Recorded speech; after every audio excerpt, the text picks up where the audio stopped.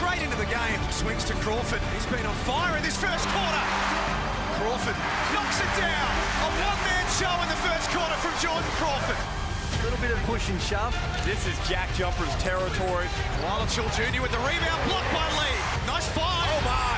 Lee went up at him again. Got a huge piece of that one. And he runs the floor with a jam. He puts Tasmania back in front. Illy for Hotporty. Hammers it down. Golding. Ridiculous. 10 unanswered points. United taking over in the second quarter. McVeigh off the inbound. Desperately needed that to go. Here's Trimmick. Catch and shoot. Here they come. McDonald off the glass. 3 points the difference. They know what's at stake right now. It's tough. It's physical. It's emotional. McDonald puts the JackJumpers in front. McVeigh for Magnay. 5-point lead. Doyle in the mid-range. This one's in the book. Tasmania, live the mantra and defend the island. We head back to Melbourne on Sunday. One apiece in the championship series.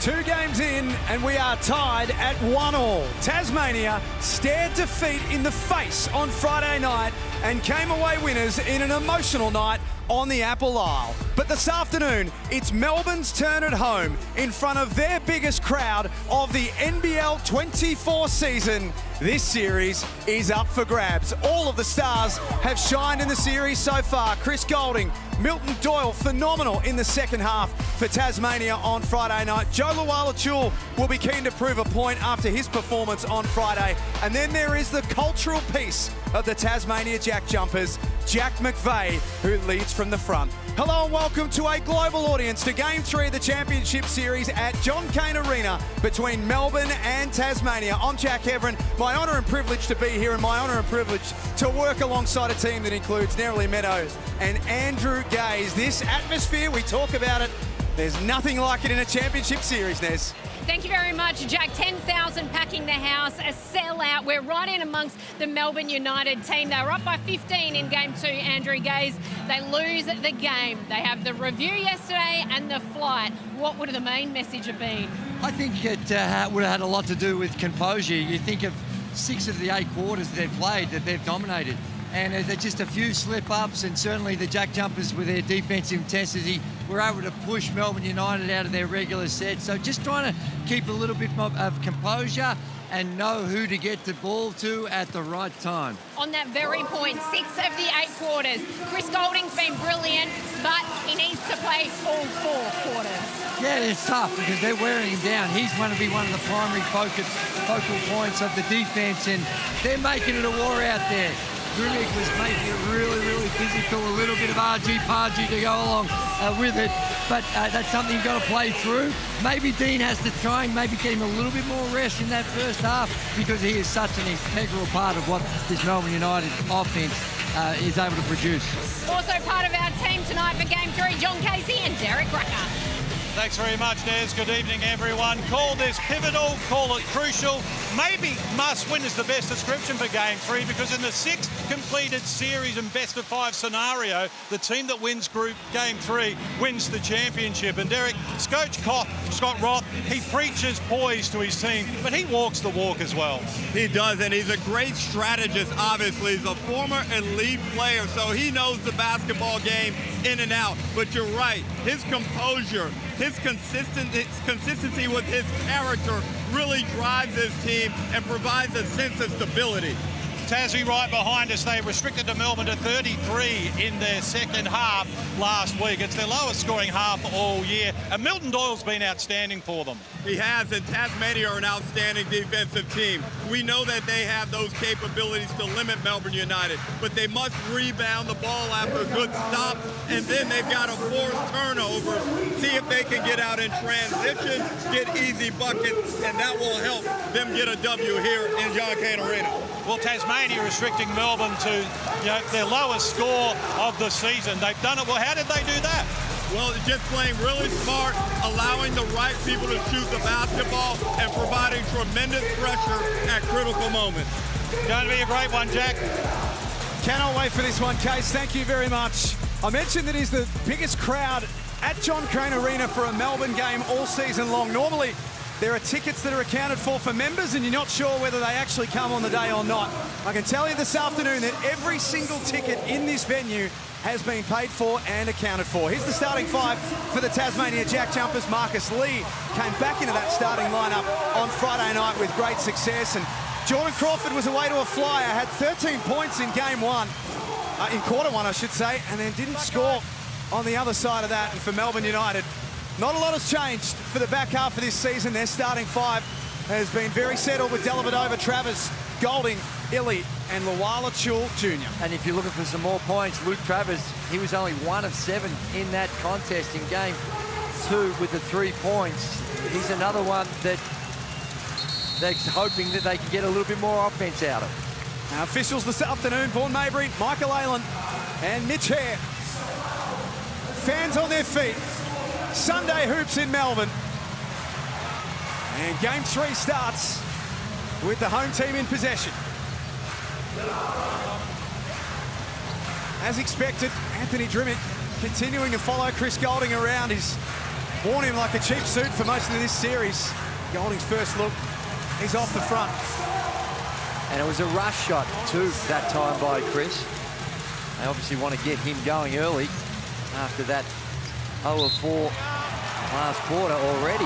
Matthew Dellavedova wants to challenge.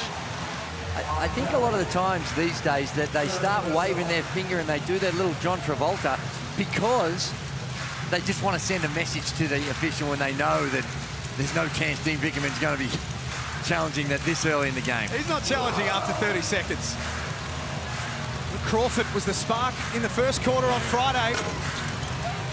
No good. Offensive rebound, Marcus Lee. That's 6 of those to go with his 8 points and 3 blocks, plus 11 in Tasmania on Friday. Marcus Lee. Shot clock down to 1 for McVeigh. McVeigh got hit. No foul called. Dellavedova. Well, we saw a hit like that in game 1 where he was able to step into one from the exact same spot. Big shot there, and Illy gets the ball off of an asleep Marcus Lee. Now Illy drives with the left hand. No score. Now Crawford screams up the other end. He puts the ball on the floor. No good. Couple of looks early.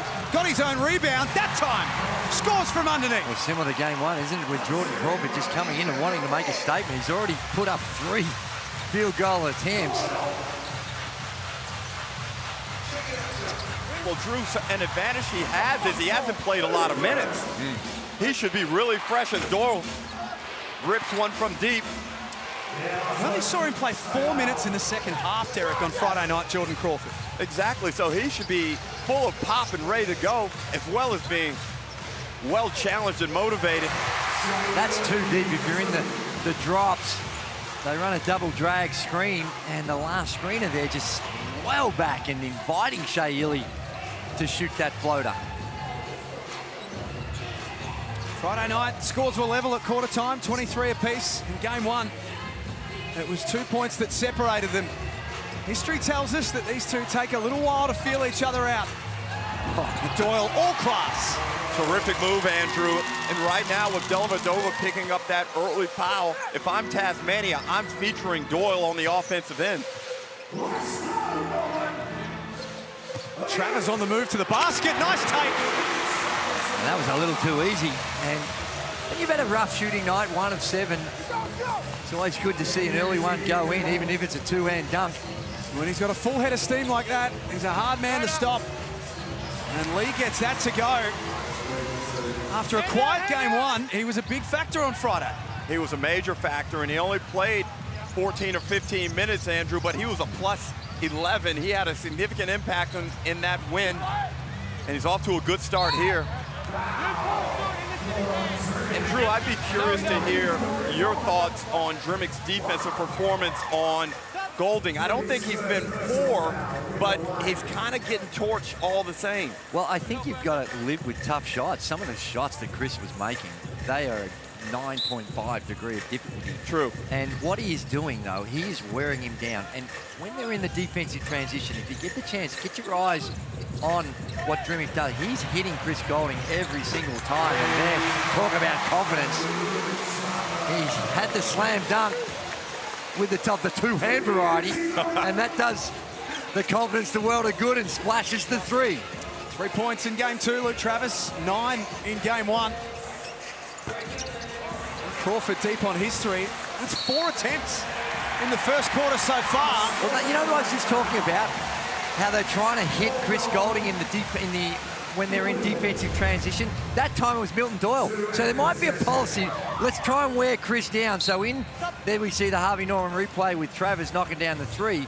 But what he did off the ball, look at this. So there must be a rule just to tag him. Tag him early, and you just can't grab someone. True, that's sloppy. That's sloppy. You can't let Golding get 2 free throws right now. No, and clearly it's probably applying the rules that they want to do to wear him down, but you've got to do that in the right way. It's a little bump. You can't just grab him and make it so obvious in the open court. You have to be discerning. You have to have vision on where the referees are if you go to make a move like that. There are ways to sneak around the court and get little pokes and jabs in without it being so easily detectable. Good for Golding as well. Just a little over 60% from the free throw line in the series. You guys need to leave him alone with these free throws. You told me to say that. Yeah, well, I mean, that builds his confidence, right? He starts to get some rhythm. 12-6, early stages, Melbourne lead. Game 3 of the championship series. Dellavedova's already knocked down 1. That looks good. And Melbourne away to a quick start. And did you see how far off Milton Doyle was? He was almost in a zone situation in the middle of the key. And that's 2 now, so they might have to readjust. Here's Drimic at the other end. Illy kept that one alive. Magne dives on a loose ball, but into the waiting arms of Hook Portic. Dellavedova, not that time. So how does Drewy talk to us more about that? Because on Friday they dared Dellavedova to shoot, and it worked. Well, so now, what do you do now that he's knocked down a couple? Well, I think you got to at least stunt or even the hard closeout. And we see a foul on the rebound. This might be 3 and possession of the ball. Count, 15 blue. It will puts be on the rebound. Hook Porty, so it's an expensive possession with Hook Porty with the foul. Kick back there. McVeigh, he never had a great shooting night the other night, but it was underneath the basket. There's the push. And Hook Porty gets called for the foul.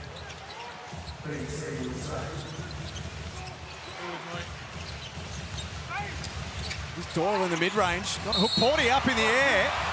Oh, and my. Dellavedova's picked up his 2nd foul off the ball. And we saw Dellavedova's intensity and emotion as we look at the replay. They're having a good look at this, Melbourne. He just cut him off. He's a little unlucky. They might consider challenging this. I think they are. And Dellavedova has been on red line, Andrew, throughout these playoffs. We saw his anger reach fever level at the end of game 2. And he's come out on a real strong mission here. So confirming that it is a challenge from Melbourne United. So an early gamble. Well, it's a block. It's been called a block, and you can set screens and block with your back. It's not the fact that he's not facing him, but did he establish the position? Gee, Delly went down. I think that's a foul on Dellavedova. Delly went down pretty easy, too. If he hadn't held his feet, it'd probably be a no call. He hasn't established position, Andrew. He's just trying to... He thinks the shot's going up, so he's just going to a boxing out situation. So... And he anticipated properly because Doyle was going to shoot the ball, right? He gave a little shot fake, but that's still going to be a foul in my opinion. Well... Again, no support, Andrew? Well, this one's not quite as clear cut. I think that he sees his shot fake, so he's boxing out. You're allowed to shuffle your feet when you're boxing someone out. Yes. And remember, it's not the officials at the game that make this call. This is the engine room. Coach's challenge is successful. I thought it was always a chance. We're 1-1 now. Time they will remain. Wow. We've had some very difficult to ascertain what the call is going to be, and I was very confident there, Jack. And I think your point's a good one, Drew, about that those calls go to the replay centre. There's been some incorrect reporting after Friday night. Yeah. The call on the floor is the call on the floor, and then it goes to the replay centre who make that decision. Nerily Meadows. Matthew Dellavedova, a very, very relieved man. Chris Golding celebrated with him just then like he'd hit a 4-point play. Darren Beckerman had already said to him, if they don't overturn it, I'll pull you out. They had foul trouble in game 2, 3 different players getting fouled out, so Delly very happy. And one of these interesting moments where you win the challenge, but Tasmania retains possession. We saw this in game 2. And here, it actually works out worse because Tasmania get a 3 out of it. Well, I reckon they'd be prepared to live with a 3 as opposed to getting Delhi another foul. Oh, really? Okay. I think so. That trade-off may work right now. Correct. Just getting a little snapshot of what life would be like in a casino with you two. I think one's gambling and one not so much. 5-point lead to Melbourne. Drimick to the rack. Look, Porty. Big body inside as Clark gliding to the basket. His first field goal of the afternoon doesn't go. Look, Doyle's been very proactive. That time blocked by Hook Porty. Super aggressive by Doyle. Clark misses a second. And that one was more of the regular variety. The first one, he tried to go over the top of Magnay, which is very difficult, but that one certainly was makeable. Crawford from the corner. Does that one rattle out? Jordan Crawford, 1 of 5 in the opening quarter. Oh, boy. Again, it's just, I don't know how you expect to get away with it. He's trying to claim that Matthew Dellavedova's flopping. It's just, he gets rid of the ball. What's this? And then just runs at him. And does he though? Well, from that angle it didn't, but he stepped forward from where I'm at, but it's unnecessary. And he's willing to continue it with the nuisance. And that's what he has to be. When you're that size on the defensive end, that's what you. That's the only reason he's survived to become a pro is because he's up there, he's annoying, he's trying to push, and that's what he has to do. But there has to be a level of intelligence along with That's right. savvy. In the open court, in the open back court, you're not going to get away with it. Lila Chill Jr., Dellavedova, Bowen, Clark, Golding out there for Melbourne. Crawford, Drimick, McVeigh, McDonald, Magnay for Tasmania. And intelligence right there from Melbourne United. They realize Crawford's emotionally on edge. They take him right down in the block and pull another foul on him. That's 2 on Crawford. That's not a foul. Come on. That's not a foul, D. Just providing commentary. I'm not out there with the whistle, Andrew. Golding with a fine inside. Extra pass. Points will count. Wow, this game is electric. It is, and have some sympathy for the officials. This is a very difficult game to officiate with so much contact. I've been surprised that Tasmania have been willing to play up-tempo like they have been. I thought for sure they would have gone to a bit more half-court action, Andrew.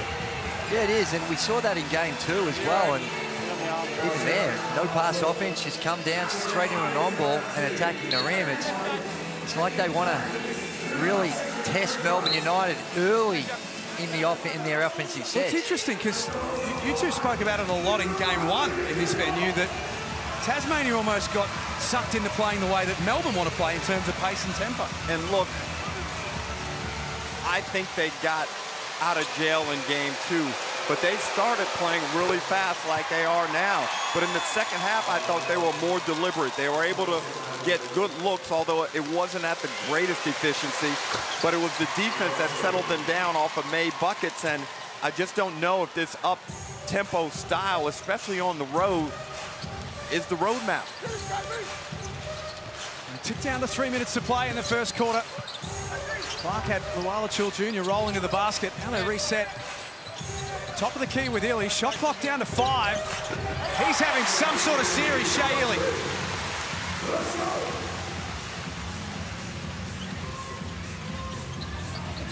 Four points this afternoon. has been a big factor in all 3 games so far. McDonald with his feet set. Doesn't get that one to go. Not great timing on that catch and shoot, Andrew. Somewhat rushed. Crawford had his hands in the passing lane. Lualachul Jr. backs in on Magnay. He scores. Timeout, Tasmania. Melbourne have this exactly where they want it right now. And we saw late in game 2, JLA went with the same tactic, barge. Magnay goes down. He's actually sustained an injury, comes off the court holding his chest. Well, Drew. I don't know. I don't know what you can do. Now, maybe they deem that a flop, and he might That's not a flop. He might have exaggerated it slightly, but if you're just going to allow a big guy just to drop their shoulder and bang, bang, that makes it hard to defend. 23-14 in the snooze timeout pre-game. Nerily Meadows spoke to Shea Ili about Matthew Dellavedova and his impact on this group. You know, he's been a leader for us all year. You know, he's had the experience of playing in the NBA, and you know, for him to bring that here in the postseason is crucial for us. And you know, he's a great leader on and off the court, and we just got to back him up and do our best tonight. So just on that, the travel and obviously the unsportsmanlike foul, which some people thought it may not have been, but how do you expect Delly to respond as that leader in this game? You know, he's shown it in the postseason that he can turn it on whenever he wants, and that's definitely what we're going to see tonight. Him just diving on every loose ball, just doing everything that he can to help us win. You smile when you talk about it. You love it, don't you? Yeah, he's the GOAT. Shea Ili, as we mentioned, has had a big series. Matthew Dellavedova slightly down, 3 of 12, and was minus 13 in game 2. 11 points, 6 assists in game 1, but in the semi-final series against Illawarra was outstanding. Well, this is why you build a strong team, and Dellavedova has gotten them to this point with an outstanding performance against Illawarra, but now Shea Ili is stepping up. And he's really scoring the ball well, too, Andrew. Yeah, and it has been confirmed that it was an official flop warning on Will Magnay. McDonald turns the corner. Tough look, had Clark bearing down on him. The JackJumpers now 5 of 16 from the field in the first quarter. They shot it at 40% in both games 1 and 2. Here's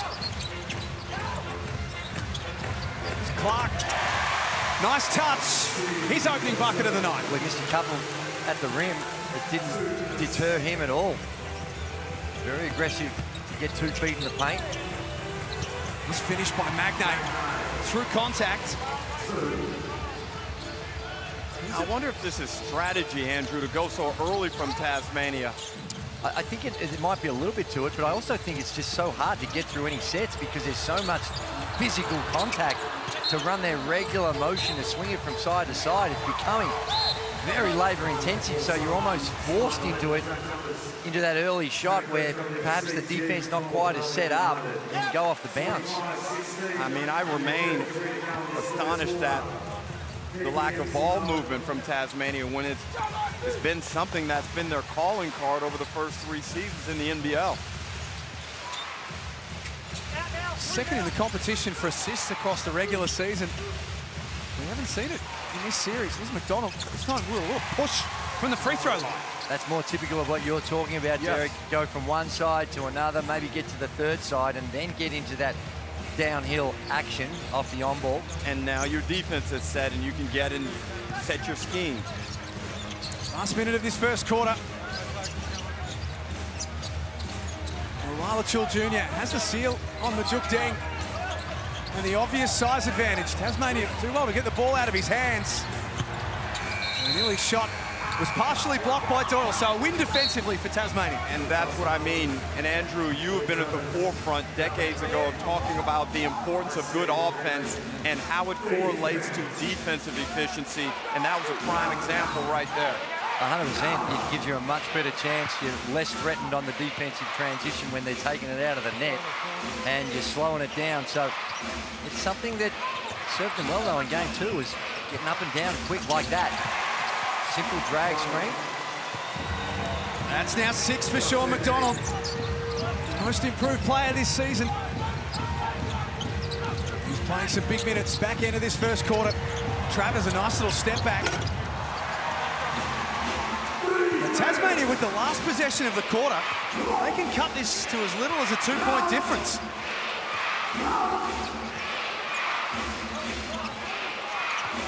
Doyle with ball in hand, has 5 points. He's their man in this situation. Lualachul Jr. got a small piece of it. Dellavedova from halfway. Oh. 5 points the difference at quarter time. Melbourne made their move, but to Tasmania's credit, they hit back. Quarter time, game 3 of the championship series in the Hungry Jacks NBL.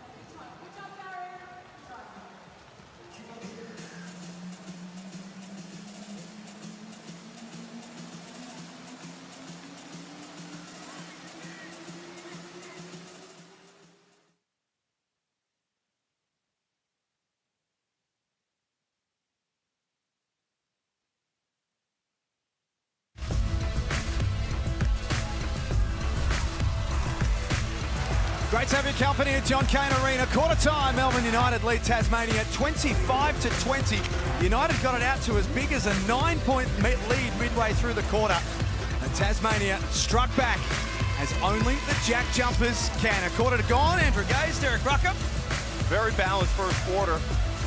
Melbourne United got 2 of its stars in Dellavedova and JLA off to solid starts. And of course, Travers was electric with his 5 points. And Andrew, the JackJumpers got their way back into the game in the final 90 seconds of that first quarter. Oh, my word, they did. And it's hard to see with the way these two teams play of anyone blowing the opponent out. McDonald was vital. That's back into the first quarter. Successful that time. We'll find out what the two teams had to say at quarter time in a moment. Ian Clark on the wraparound. Going to find some space. There wasn't any, but he was good enough to create some. Nerily Meadows. Very similar feedback from a frustrated Dean Vickerman at that quarter time as there was after game 2. Not happy with the later stages of the first quarter. He said, get on the rim, find our pace and attack the boards. Case, what about Tassie? Yeah, Tassie are right where they want to be, according to Scott Roth. They gave up an 8-0 run to Melbourne, and then at one stage it was 10-2. But they scored the last 6 points of the quarter to get it back to that 25-20 mark. And in this frantic, hectic game, we've had just 2 turnovers, 1 apiece in that opening quarter. As Travers heads up play for Dellavedova. Oh dear, that's going to be a tech. That is going to be a tech. Magnay already with a flop warning. The thing is, it's not like he's not getting hit, but his ability to sell it has been poor. Like, you're getting hit. You just got to hold your ground. It's not like there's no contact.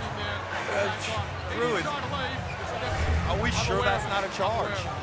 Well, I think it's... He already took one hit to the chest, all right? So he's a bit sore.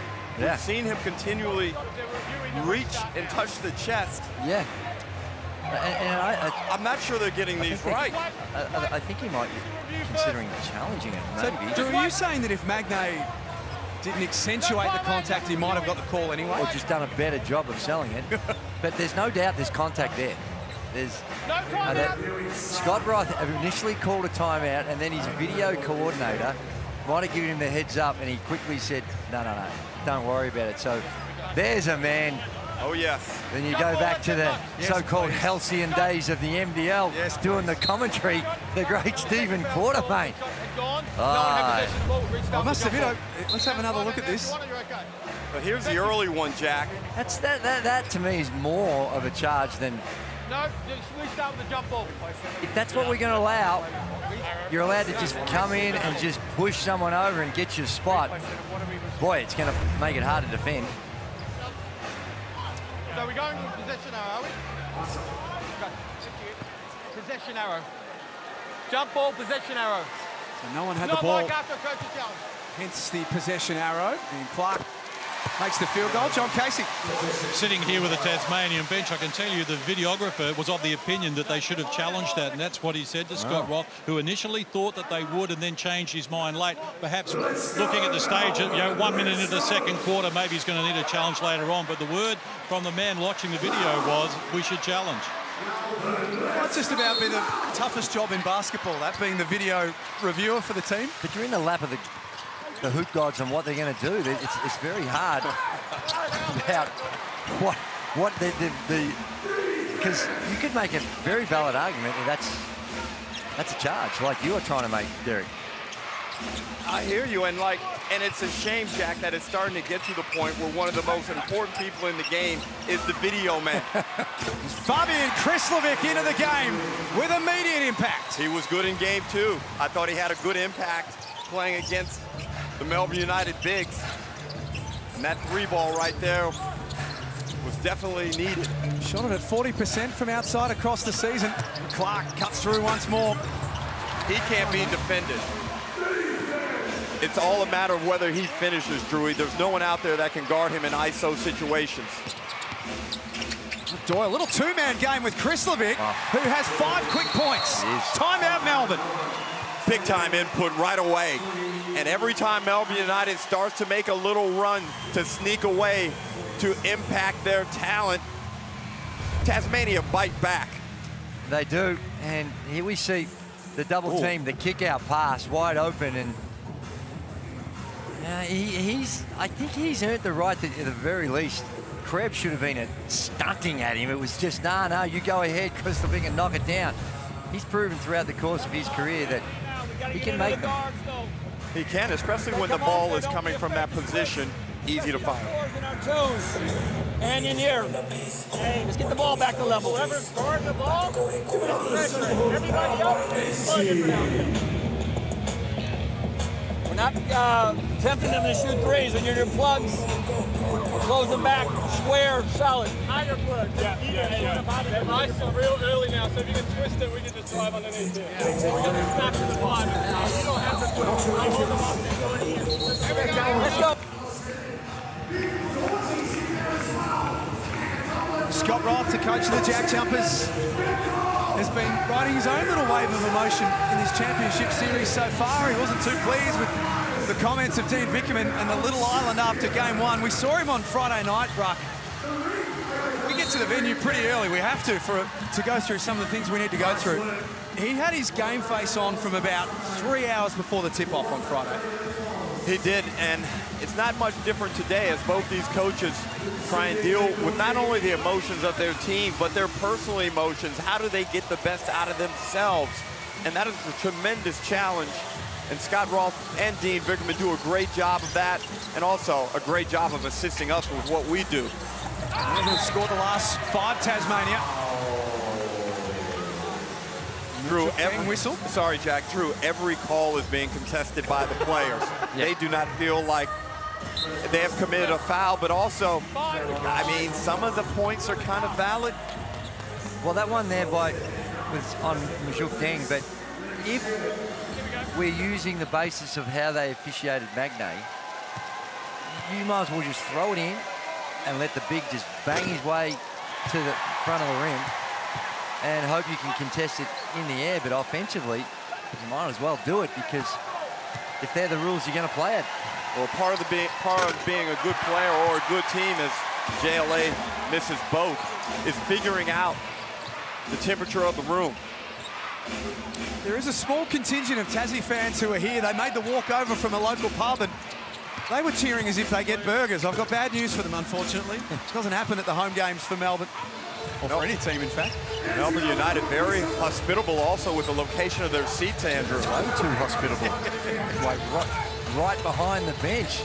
Yeah. They're Melbourne United's booking agent might need to just be a little nervous when they walk into the office tomorrow. Big block by Deng on Illy. Tasmania with the outnumber up ahead as Illy takes his time to get back. Steindel's shot was partially blocked. Great hustle by Joe Lawala-Chul Jr. The closeout. And he picks up the foul at the other end. And Andrew, what he did right there on the catch where he opens up to the basket, we didn't see enough of that. And we're seeing a lot of this, man. NBL ambassador to the playoffs, Eddie Betts. Yeah, we see you. But JLA, I think that's what he needs to do against Marcus Lee. Face up, pause, Tim Duncan style. Jab, shot fake, move the ball and see if Lee responds, similar to what he did right there. Tim Duncan style, but just go easy. You're talking about one of the top 10 greatest players in the history of the game. But that little bank shot, I guess, is money. Talking about. Straight money. Square him up first. But it's fundamentally sound. It is. You know how important fundamentals are to me. No, 100%. Well, they are, but they should be to everyone. Well, you'd be surprised. Oh boy, no. Speaking of fundamentals. That is not going to please Scott Roth. Or that. Nor will that. Offensive rebound. A brain fade from the JackJumpers, who are normally so well drilled and so meticulous. Golding wide open. Another offensive rebound for Lawala-Chul Jr. Travers can't score. Tasmania have dodged multiple bullets. They certainly have.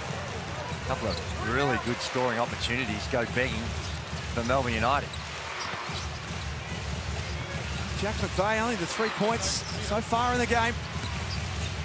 McDonald into the lane. Nice pass for Lee, but there's Ian Clark. And possession arrow will be with Tasmania.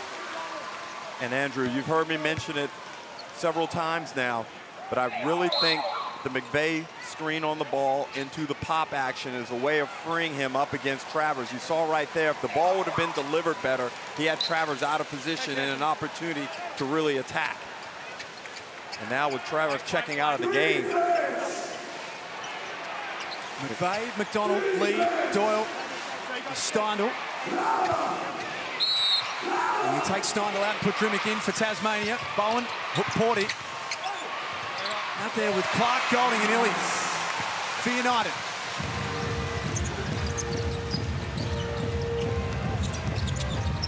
Golding runs into a brick wall in the form of McVeigh.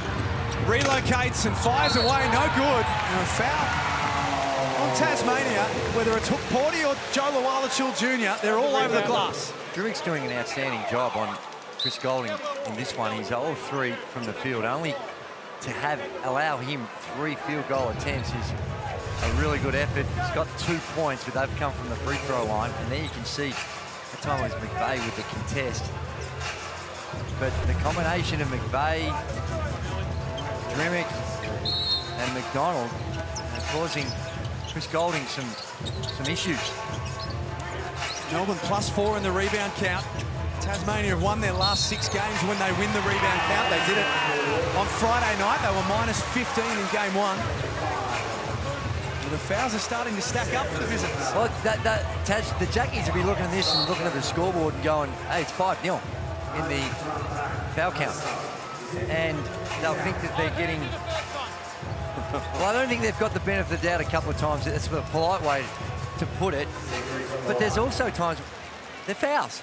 Yes. The Harlem Globetrotters, of course, coming to town this year, the world famous Harlem Globetrotters. You can scan the code or jump on the website. As Golding misses the first. Andrew, I apologize for a couple of games ago. I thought that Chris Golding had fixed his free throw issues. Clearly he has not. In that first one, they're real small, subtle differences, but when you get there and you start thinking about it, you notice because you're trying to guide and hope that the thing goes in, whereas that second one, there was a much greater rhythm and timing with his stroke. And there was nothing but the bottom of the net. McVeigh guarded by Bowen, reaching in. He's whistled for a foul. He's not too pleased with the call. Well, it's a similar call, but Chris Golding just got down the other end. And as you look at the rebounding stats, first we look at McVeigh on attack.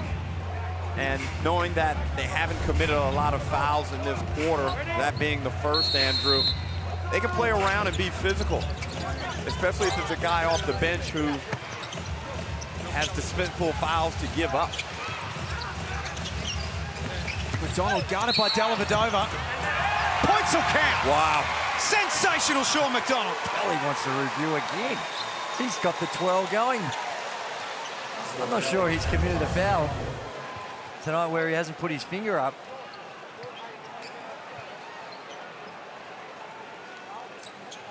It's his second.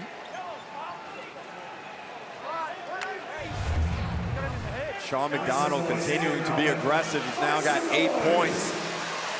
I think the reality is setting in his mind that he has to be the guy at that position in this series, and more specifically for the duration of this first half. And I think he's 2 fouls now on Matthew Dellavedova, so that's a great pass, by the way, but he's going to continue to go at him. What a hook pass in off that set. Bowen pushes the lead back to 5. 33-28 at John Cain Arena. McDonald misses one that he should have made. Golding falling away. His last touch by Hook Porting. And even though Melbourne United only have 3 offensive rebounds, they've been all over that glass, getting tips, applying pressure to Tasmania's defensive rebounders. And certainly, Andrew, you would expect that some of those taps are going to turn into full possessions. So Tasmania need to get Porting and JLA off the glass. Battle of the big men has been so fascinating to watch in this series so far. Drimmick, a good look, top of the key, got it! Great play by Jack McVeigh. Sucked that defense in, was really patient with the strong side, 2-man action, and gives Drimmick a great look. Look at that right there. Was that a McPlay? A McPlay, sorry. We're Hungry Jacks people here, Ruff. Oh, what? Burgers are better.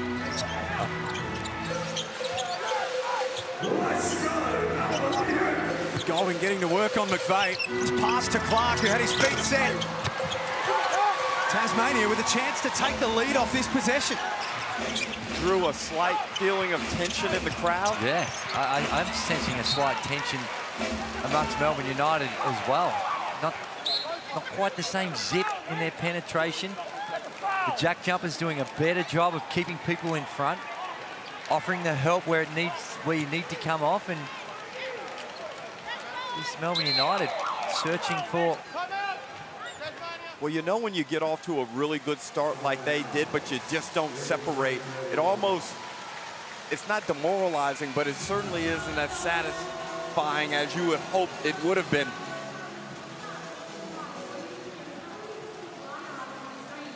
A 33-31 in the snooze timeout. 3:57 remaining in the half. Let's get over to John Casey. Thanks very much, Jack. Yeah, I think I found a little Hobart Island here on the mainland. Mark's one of the organisers. How many you got here, Mark? Oh, we reckon about 450 Jackies fans have flown over for this game today. The noise in Game 2 was out of this world. This is fantastic as well. What are you all about? Yeah, we're all about supporting the boys and getting behind them and creating our own little nest here over in Melbourne.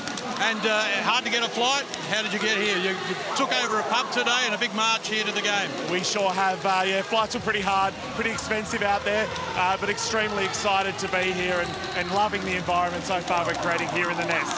You've done a great job. Appreciate your time. Thanks so much.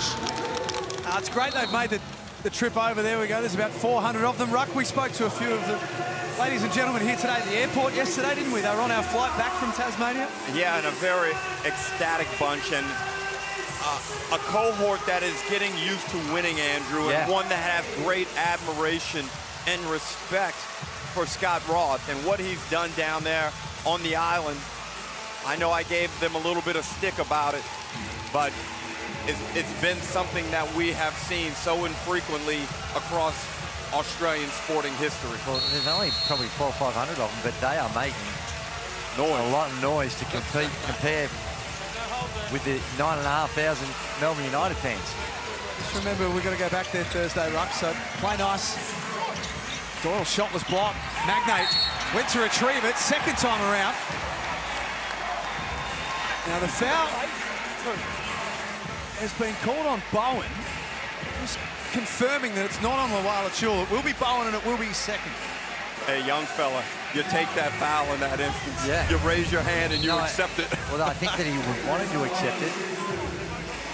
Oh, well. Well, the foul was more on Joe Lawala Chul Jr. than it was on Bowen. Bowen. Good hands from Bowen down low. From the angle that we had, looked like he... But let's just be happy with the situation, young fella. Take that foul. Let's move on. They'd much rather him because Joe Lawala Chul Jr. did actually foul him. He had foul trouble on Friday night and didn't handle it. Some players can play with fouls. He looked tentative. I think he just wasn't aggressive enough on the defensive end. Burgers courtesy of Will Magnate for Melbourne basketball fans. My kids will be keen on that on the way home tonight. Code word is muscle, which is what McVeigh does. Muscles in for two. Did he just double dribble then? Melbourne United certainly think he did. Well, dribbled to gather himself. Yeah. Got stuck and dribbled again. Well, at 33 all, Dean Vickerman's gone for Dellavedova and Travers. Gilly had to go to plan B because plan A was all shut down. Here's Clark. That doesn't go. He's 2 of 8 for the game, Ian Clark. 3 minutes to play in the opening half. The JackJumpers have not led at any stage in this game. Drimmick to take the lead. That's no good. This has been a big fight back by Tasmania. It has, and Drew, I like that little action they're going to right there where they let McVeigh and Drimmick work together. The next time, though, I think McVeigh's got to be more assertive about trying to get a bucket. 2:45 remaining. Game 3 of the championship series. Game 1, Melbourne winners 104-81. Game 2, it was Tasmania on Friday, winners by 5. Dellavedova gets inside and has 10 points. He's the game's leading scorer. Melbourne Doyle upset that there wasn't any help coming on that drive. Doyle's threw it up there for Magnate. Shot clock down to single figures. That was tough for Doyle. Good D by Clark.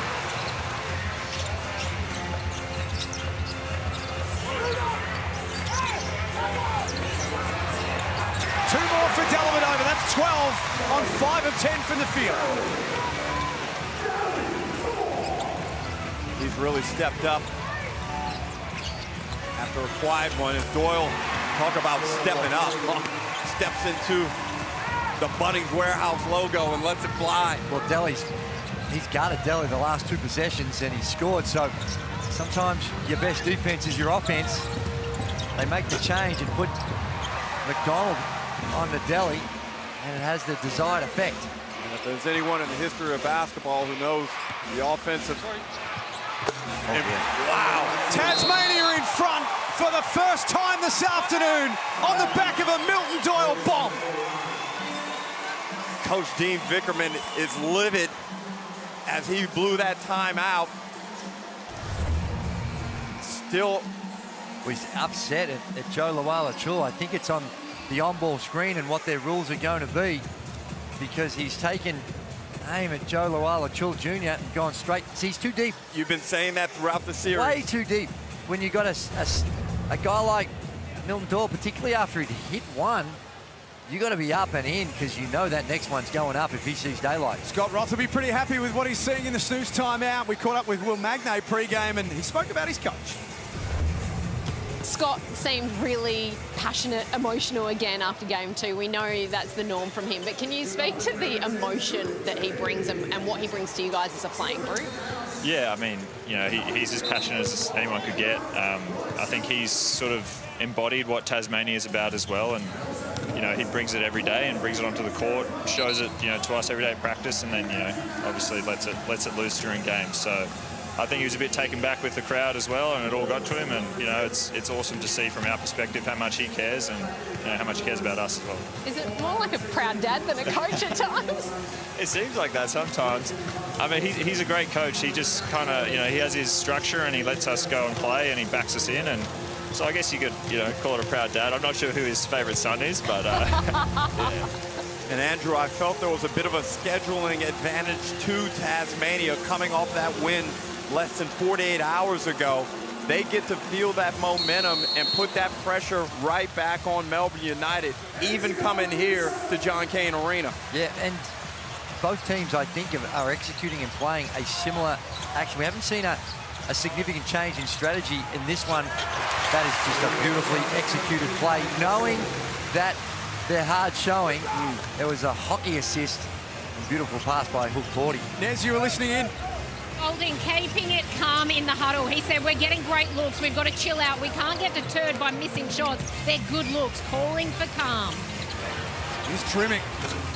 Feet set. Lucky bounce. Andrew, we've played in thousands of games. That's never a good sign when you see one of those go down. That's right. That's right. But for Melbourne United you're talking about, you just exactly. Sometimes you think no matter what you do, you're not going to get a break when you see one roll in like that. I remember Ricky Grace throwing one in from about 30 feet in Game 3 of the Grand Final in Brisbane in 1990. Absolutely broke my heart, from which I've never recovered. And Drimmick let one fly. Look at that bounce. Yeah. I like the bounce because it was well short. Shea Elliott, 4 points. Make that 5 at 20 on Friday night. 8 of 12 from the field. In the series, he's been plus 11 and plus 17 in the 2 games. And he's been solid today. Continues to develop as an offensive player without allowing his defensive productivity to wane, Andrew. Yeah. And the other thing to note is that the decision on Jordan Crawford's come a lot earlier than it did in game 2. He's only played the 7 minutes.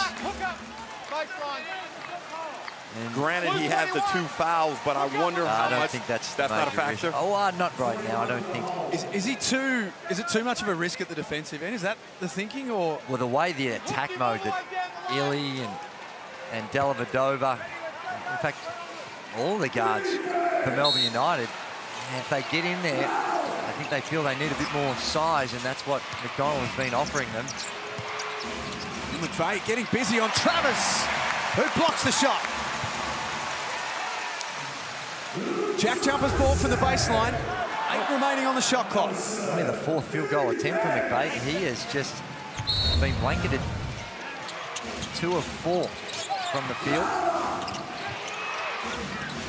Doyle guarded by Hook Porty.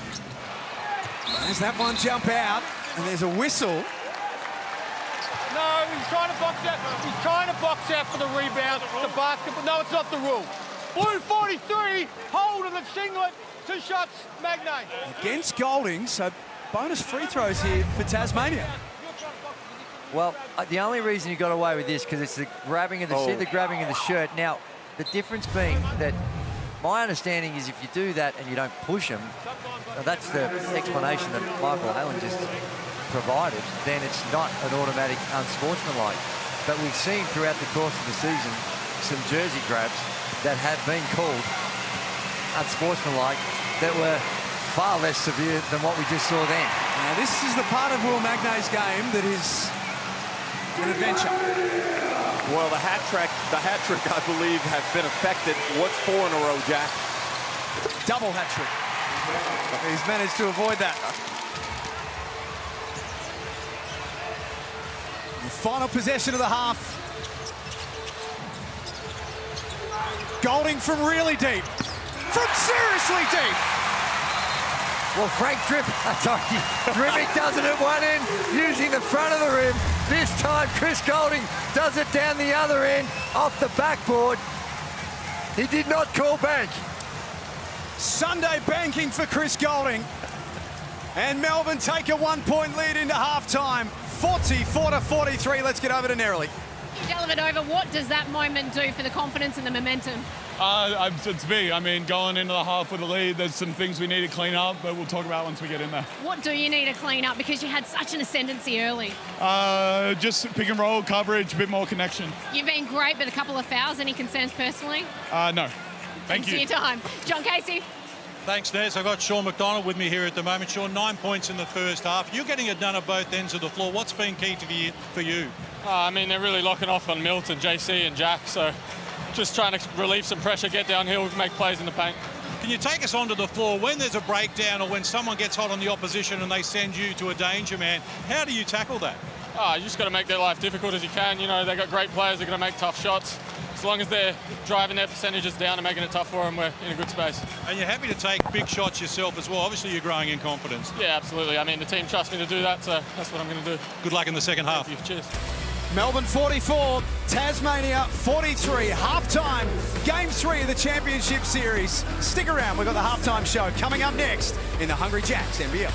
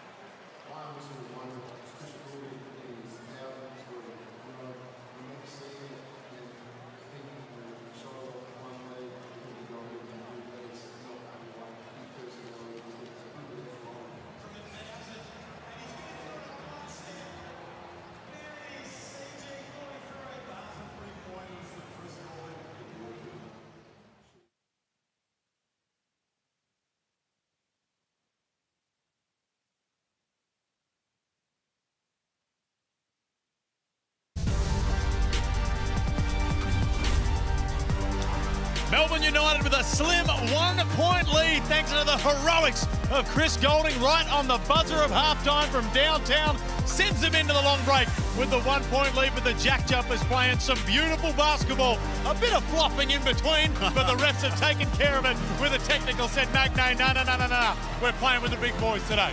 Well, I think what we've seen from both these teams, I actually think the JackJumpers have handled the challenges with some of the calls a little bit better than Melbourne United.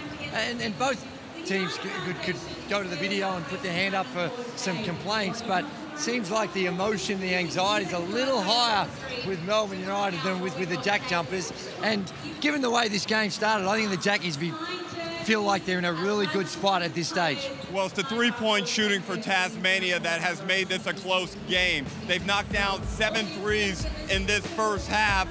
Of only 16 attempts, they've done a really good job. Beside that last 3, we saw Golding banking from the top, but they've been limiting CG43's opportunities. I think Tasmania would be feeling really good about where they sit right now, Felix. Well, if you're Melbourne United, you're awfully nervous because you do not want to go to a must-win game at My Stanbank Arena after what we saw that crowd get up to the last time we were there. But we spoke in the pre-game about Matthew Dellavedova needing to step up and give a scoring punch. He did just that in the first half. Well, he came out and knocked down a couple of 3 balls, and I'm sure that did his confidence the world of good, because they're just not respecting him out there, and sometimes that can make you real nervous about whether you should or you shouldn't. But it's his distribution, he's an elite passer, and the way in which he's been able to penetrate and get to the paint. Milton Doyle was on him. This is where Milton Doyle was really upset that there was no help coming. He went under the first screen and wasn't able to catch up. And then again, straight away, down the middle, gets to his spot. That's what the JackJumpers have to take away. But Matthew Dellavedova stepped up, used that size, knocked down a few 3 balls, and the shooting percentages, the shooting green dots are nice for him. 5 of 11, but the 2 of 4 from the 3-point line would be considered a bonus. Well, he's done a really good job in the first half. I really think Melbourne United have to shift their focus and get JLA more involved on the offensive end. Andrew, he only took 2 shots in that first half. For his talent and skill set, that's not acceptable. Now, towards the end of the first, the start of the second, Melbourne United looked like they were going to pull away just as they did in game 1, but it was the same guy as it was game 2. Sean McDonald stepping up, the most improved player of the year, and he's showing just why he won that award. And you know what? He probably feel like he left a few out there. He missed a few that he's normally going to make. I think he was 3 of 9 from the field. So the ease at these shots, he's coming off those on-ball screens, and there we see the first time he really contested. It goes away, and he still has that strength to get to the rim. That type of action was what Dean Vickerman was upset at with JLA, because he's just not showing early enough, and his ability to get into the paint. And some of those red ones, they should have been down as well. Yeah, but that doesn't tell the whole story. He's only 3 of 9, but I like the quality of his attack, and also in his time on the floor, Tasmania are a +4. So his impact on the game is going in the right direction. If he can just finish off a little bit better and knock down a couple of 3s also, Drewy, I think that would really release his game even to a better level. Well, both coaches, only 1-point lead, both coaches with plenty to work on in the break. It's game 3, the series 1-1, a 1-point lead to United. The second half coming up next.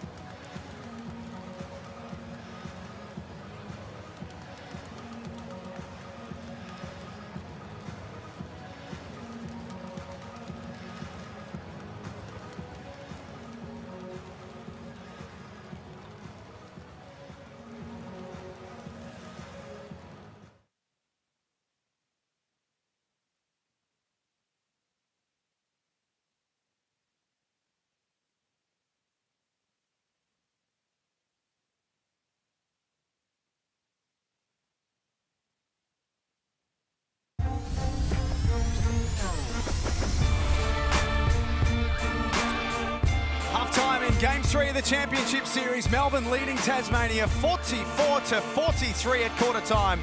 Third quarter is not too far away. Let's get over to John Casey. Thanks very much, Jack. Yeah, the JackJumpers are really doing this the hard way, aren't they? They've been down double figures in each of the 3 games so far in this series. They won that second quarter 23-19. It was just the third quarter out of the 10 completed that they'd won. Melbourne has won 6 of them. It's right up for grabs here now, though, as I send it over to Nerily. Melbourne United assistant Reece Carter alongside me. Reece, they got right back into it, but you're just ahead. What was the main message at halftime from Bickerman? Yeah, we probably just a few mess-ups in our coverages defensively, gave them some open threes. You know, they're a lethal three-point shooting team. Need to keep them off the line, and then we just lost our pace in offense, so we just need to get back to that. We looked great when we were doing it, and we need to get back to it. Offensively, a big moment from Golding right on the buzzer there, but just 6 points for the half. How do you get him more looks or better looks, or what's the problem? Oh, he'll find his looks. You know, there'll always be a moment where he can reel off a few in a row, so we'll keep looking for him, keep running him off stuff, and you know, but if they pay much attention to him and he's a decoy and other guys score, that's great too. So we'll keep looking for him, but he can get going at any time. Appreciate your time. Thank you. Cheers. Reece Carter talking to Nerily Meadows. There is Chris Golding. 6 points on 1 of 5 shooting, as Nez pointed out.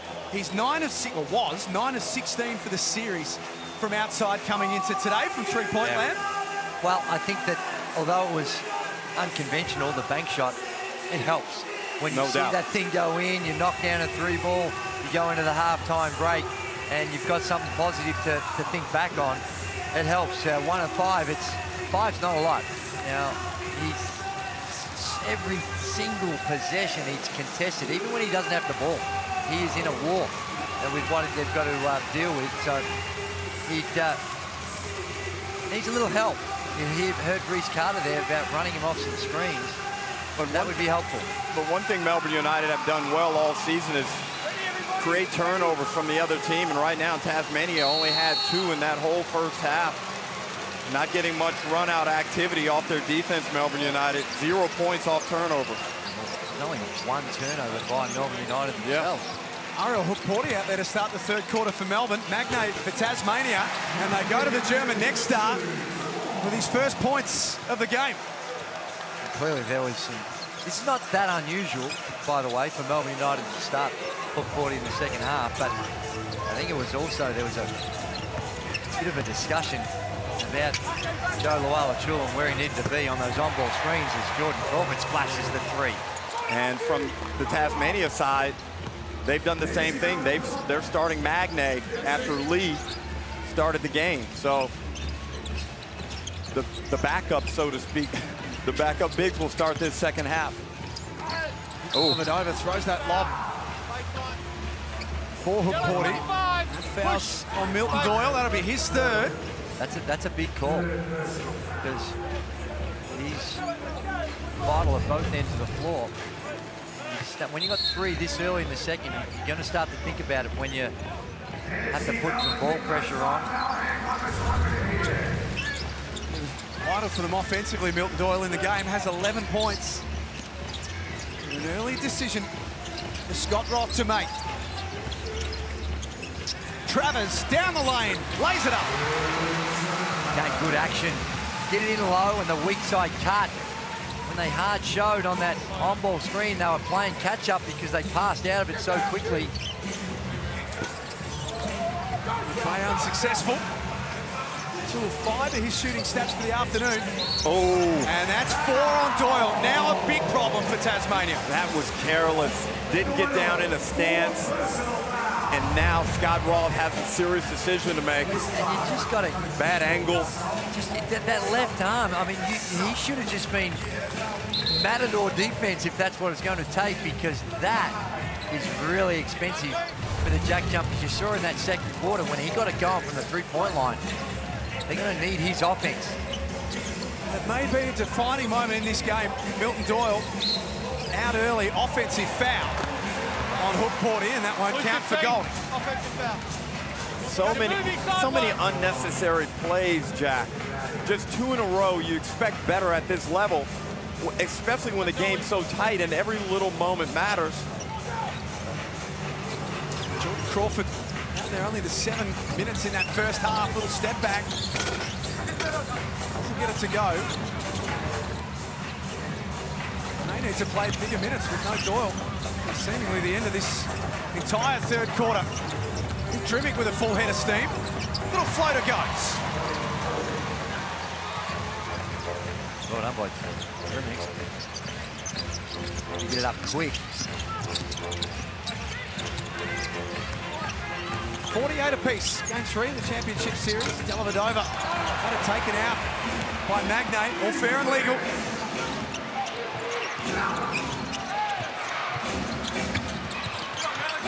Here's Magnate underneath. Blocked by Hook Porty. One of the best shot blockers in the competition. Getting it done. And Golding thought he was fouled. The official didn't share that view. Great feed in there to Magnay. Goes to elevate it, and Porty says, not this time.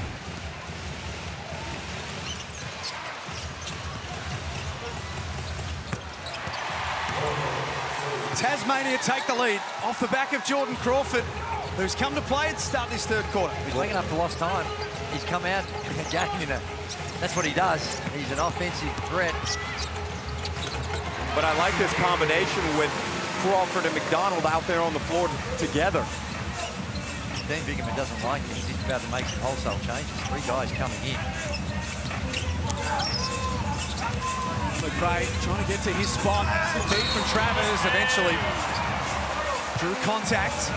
With patience from Jack McVeigh, he'll be shooting free throws. And I'm starting to sense a little bit of consternation in the Melbourne United team. Some of the behavior. The consternation has been there a lot of this game. But this is not, again, it's not that uncommon. They've shown this type of, and I think sometimes they thrive on it. That's what gets them going and doesn't always endear themselves to everyone else, but it helps them. Certainly been more chit-chat between the coaches and the players that I've seen in the past. Yes, and that's probably what I was relating to without giving away all the house secrets, Andrew. But it's certainly, Tasmania's momentum is growing.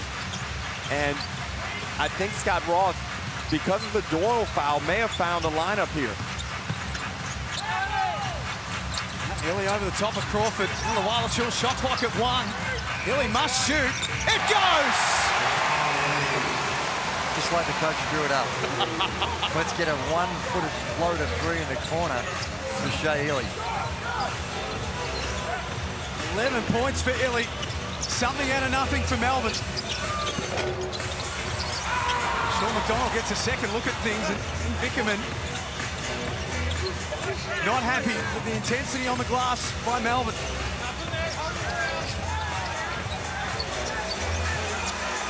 Shot clock at 1 for McVeigh.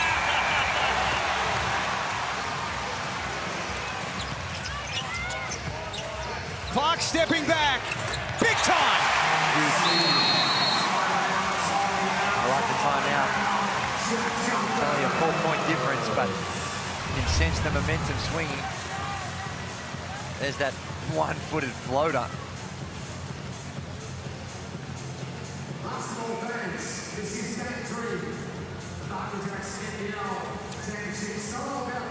There's Clark.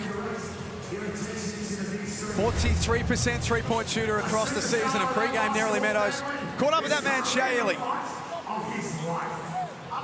You personally have had a couple of great games in the postseason and offensively really stepping it up and being more aggressive. What do you put that down to? Just the pace that we're playing at. They've told me to be more aggressive in the transition area. Just trying to get down the floor as fast as I can, setting up other people in the team. I know you're more defensively minded. Do you enjoy having the spotlight and being that guy? No, I don't. I just like to stand in the background and do all the dirty work. You got to have those sorts of guys on the team. You do, and Melbourne United have 2 guys in Illy and Dellavedova who are willing to get down there and be dirty, and right now they're their 2 leading scorers as well. Illy has 11, Dellavedova has 12, and Scott Roth has a little bit of a problem, Andrew, in his guard rotation with Doyle picking up that 4th foul. He really only has Clint Steindl to go to on the bench unless he risks Doyle. No, that's right. But he, like he said to us, he has a feel. He coaches more on feel. Of course, he goes in with a general strategy, but he reads the game and sees what happens. Sometimes he can come up with some funky lineups that get the job done. And a foul on Crawford, so that'll be his 3rd. And it intensifies the problem that Scott Roth has with his guards. Snarley Meadows. I tell you what, Shea Ely may not enjoy being that guy, but his teammates certainly do. Ian Clark, Matthew Dellavedova and Chris Golding all showing plenty of love for their teammate in that timeout. Here's Clark, top of the key. That one doesn't go. Good Great look. That goes begging.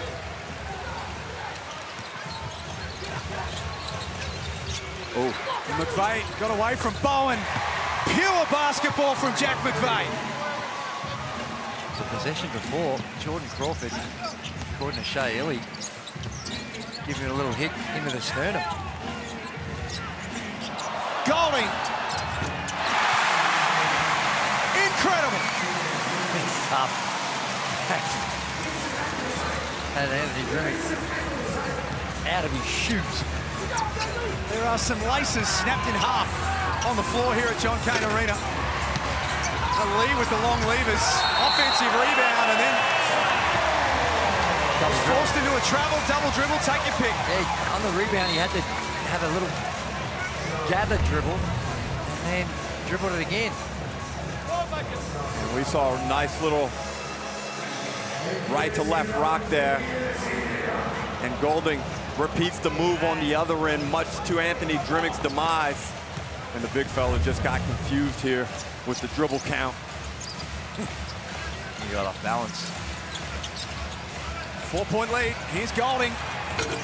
Back-to-back threes. And had a look and jumps out. Drew, the plan with fire, allowing him to come and get that ball on rhythm. Yeah, the last couple have been a little too easy. That's a foul on Clark.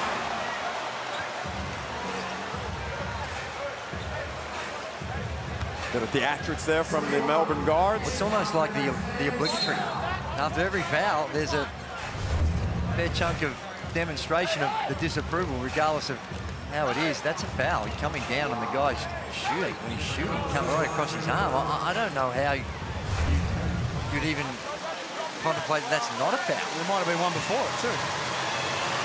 You can download the NBL app. It's got all the live stats, breaking news, finals previews, and so much more. You can scan that QR code. It's got everything that you need.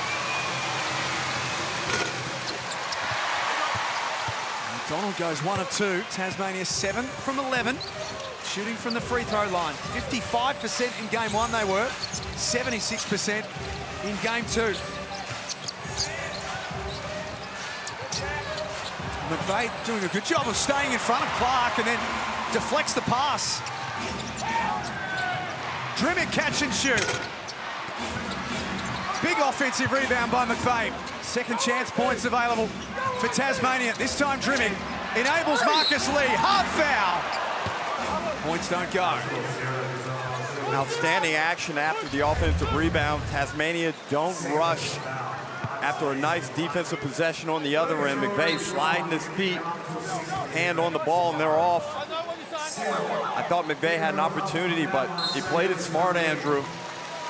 That's a good penetration. Right, Lee. Now he's another one that can be a little variable from the free throw line. 54% across the season. Well, I put that into highly variable, and that barely hit the rim.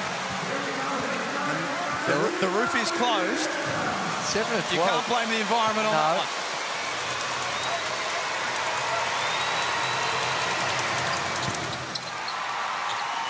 He needed that first one to get the settings right. Like a game of marbles, a practice and then a real. Yeah. The lob for Travers. Pinpoint accuracy from Dellavedova.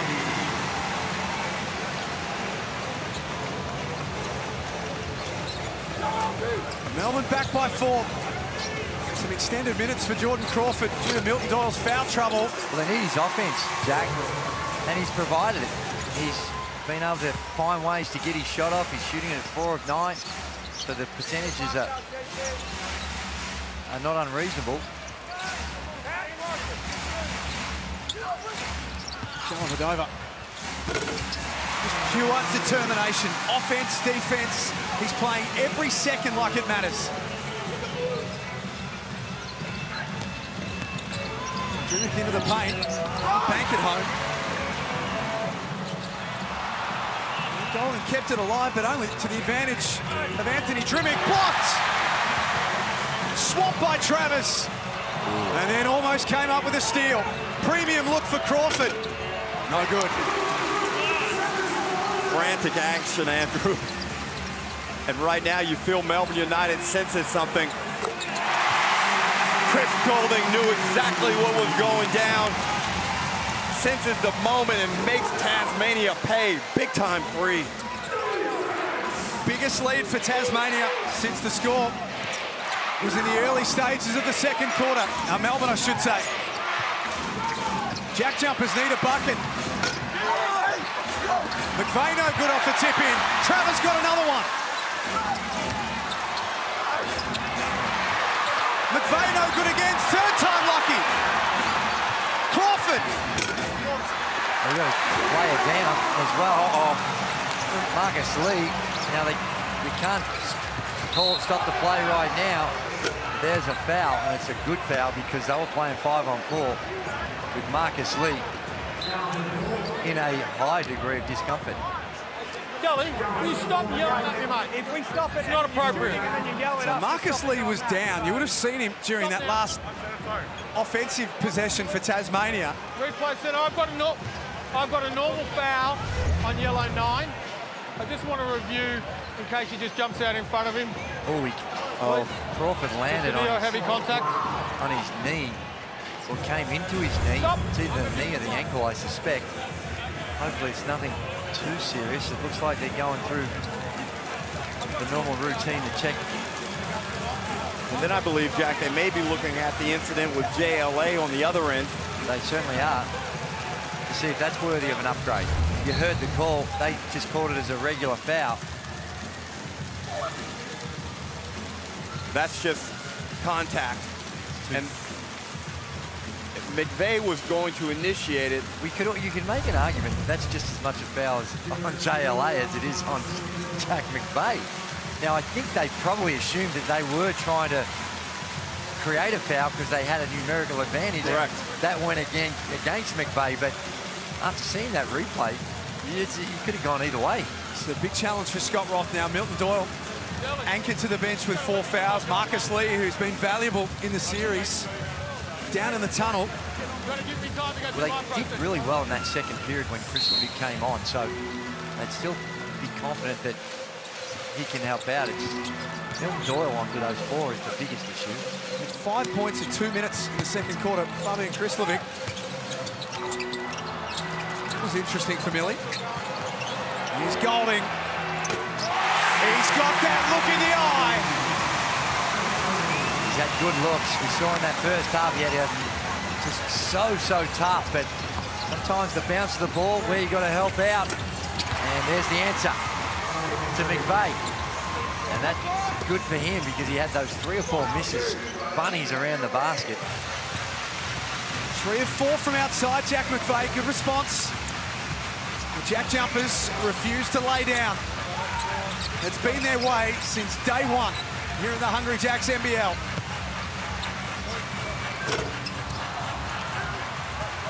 Championship series in year 1, semi-final series in year 2. And here they are again, Tasmania, playing in a championship series in just their 3rd season. They went 2 for 1 there, Andrew. Probably not the quality shot that they wanted.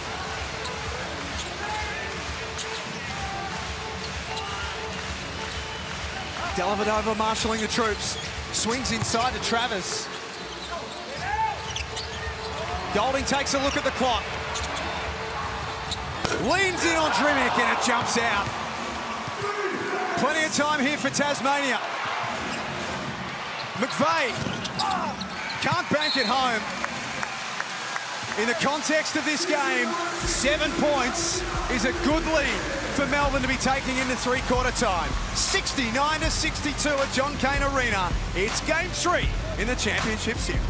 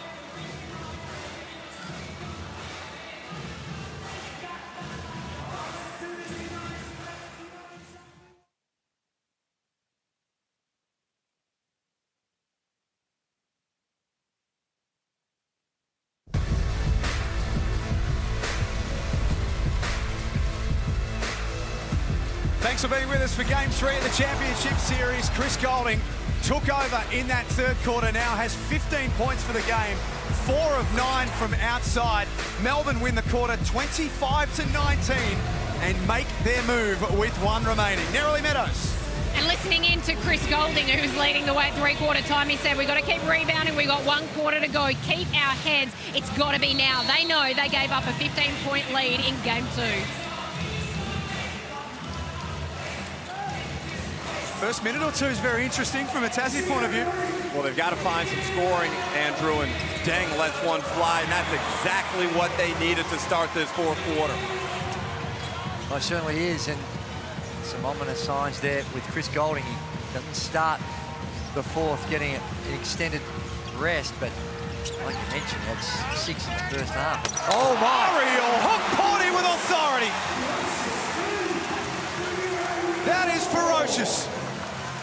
Nice action too. 71-65, McDonald tees off. Back-to-back threes to start the quarter for Tasmania. John Casey.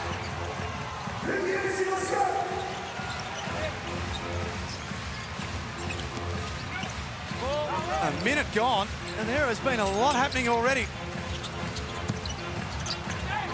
Clark shares with Hook Porty. Short. Tasmania, Andrew, hit 12 threes. That's it. It's been their friend. It's really kept them in it. In fact, now 3 of 3. And look at the emotion. Scott Roth just really pumping up. Majuk Deng comes out of the third quarter break with the 3-ball on fire. We know he can do this. As we look at the Harvey Norman replay, we saw the monster throwdown off the P&R. Haporti knows how to get that done. Wow.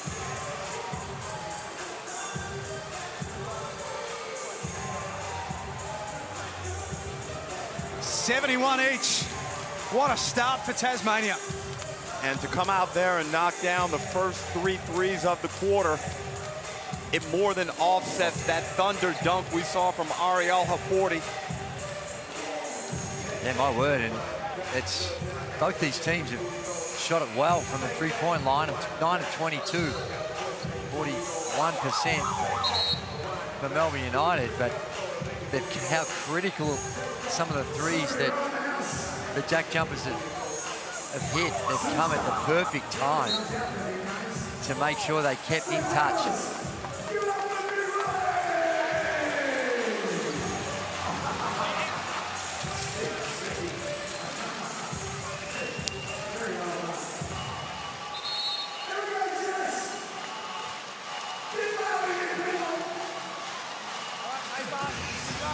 (9-2) start for the fourth quarter from Majuk Deng.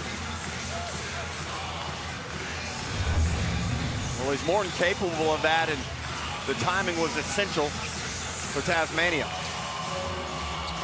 Size is important too. With that size, he blows out. He can just shoot over the top of the smaller defenders from the three-point line. No Marcus Lee at the moment with an injury. We'll find out some more shortly. Jay Ellie, that's really tough. Hook Porty cleared some space. McDonald reaching in is called for the foul. John Casey. Advice from Scott Roth at three-quarter time was just grind this out, play it possession by possession. You've done a great job here with that start to be back on level 2. I've spoken with the medical staff of the Tasmania JackJumpers. It is Marcus Lee, left knee. They're still assessing it, and there was no commitment about whether he could or could not come back in this game. But he still hasn't emerged from the tunnel, so it's not looking promising at the moment. He's had a wretched run with injuries. Shoulder. 2 shoulders out against Perth.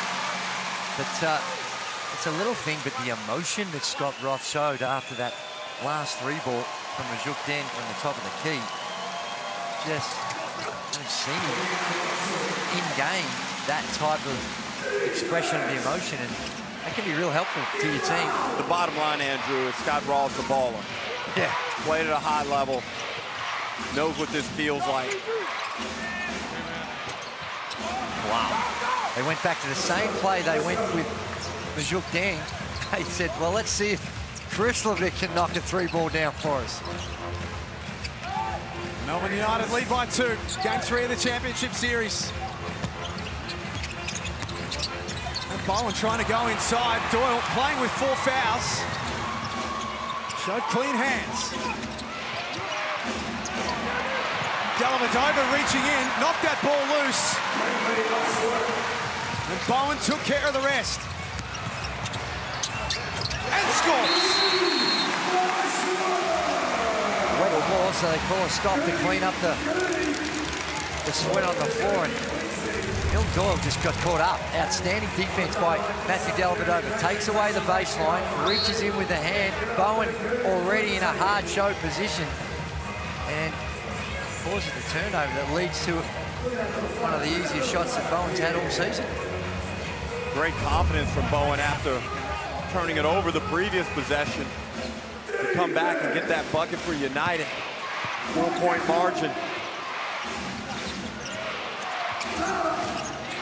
Across the season, Melbourne have been one of the best fourth quarter teams, but it's a different kettle of fish in a championship series. Andrew, Tasmania starting to get some high-quality looks from outside the three. That was another one. McDonald wide open off the high pick and roll. The last 2 possessions would be a concern at the ease at which they're getting into the paint now.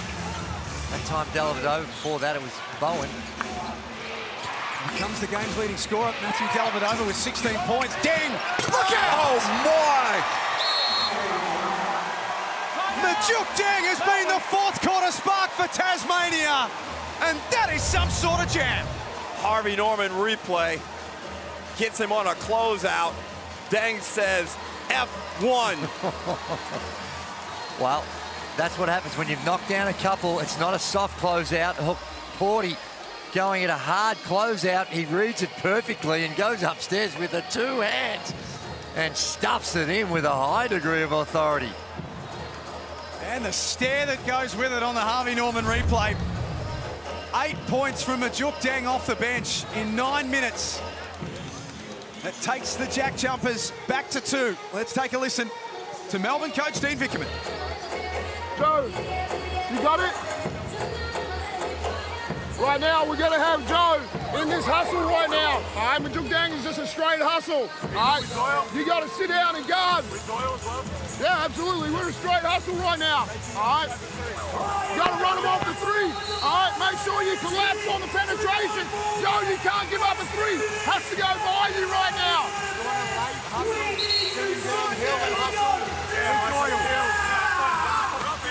Hey, at the other end, make sure we're going at Majuk Dang. Hey. First one, we're gonna shake up. We're gonna shake up. So Dean Biggins made the change. They weren't in, when he talks about straight hustle, what he means there is they want to switch. So they weren't switching on Majuk Deng earlier, and they were getting burnt on either the kickback or the pin down. Now, on any of the on-ball screens, when he's coming off, they want to switch. Even if he's the screener, you're switching to make sure that you've got someone connected to contest that three ball. 2 points the difference.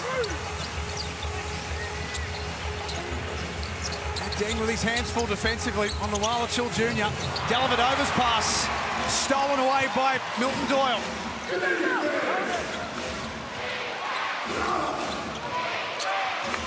$11 points on 4 of 10.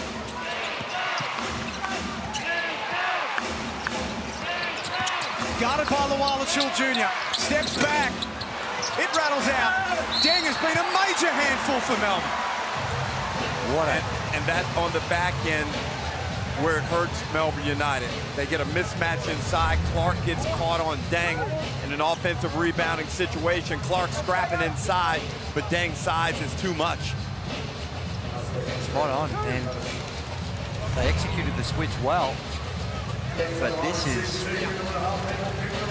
real heater coming off the bench, and much needed. He missed round 12 until the play-in series. Majuk Deng with a serious ankle injury. There was some major concerns that he wouldn't get back at all. We haven't seen a lot of him in the series. Played a good cameo in game 1, but this is something special that we're seeing right now. Well, in just 10 minutes of play, he's a plus 11 with 10 points, Andrew. Hasn't missed a shot.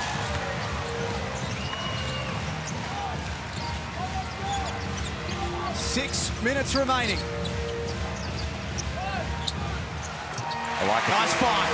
Great response to what they're doing. They're having Majuk Deng right off. Fade right off. So Luala goes down and just powers him underneath the basket. It's too close. Sean McDonald slips over. Caught the foot of Jack McVeigh. And Scott Roth, sensing what we did about the ease of the quality three-point shooting that they're getting right now, Andrew, has come in with Clint Steindl. He's gone small ball, and everybody can knock down the three. John Casey, courtside. Thanks very much, Jack. The update on Marcus Lee is that he is out for the remainder of the game. They're not exactly sure with the left knee how serious it is, but it's serious enough that he won't be taking any further part in the game. And what a fight back this is from Tasmania. At three-quarter time, Melbourne had led for 24 minutes and Tassie less than 2. But they're right here in the frame right now. Let's keep an eye on Luke Travers as well, who just went to the Melbourne bench with an issue with his eye, perhaps. Kyle Bowen. That's an airball. Yeah, with the strategy that they're using right now with Majuk Deng, I'd put Chris Golding up the top with those on-ball screens with Joe Luala-Chul, so you've got a shooter coming off with a three ball. There's the shooter, Steindl, that they were looking for. They couldn't knock it down. #1 three-point shooter in the competition this season. Not that time, though. Dellavedova forces his way in. Had to defer to Bowen, who scores.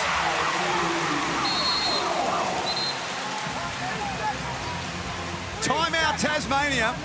Scott Roth arguing the point. Thought that Bowen was camped inside the key for too long.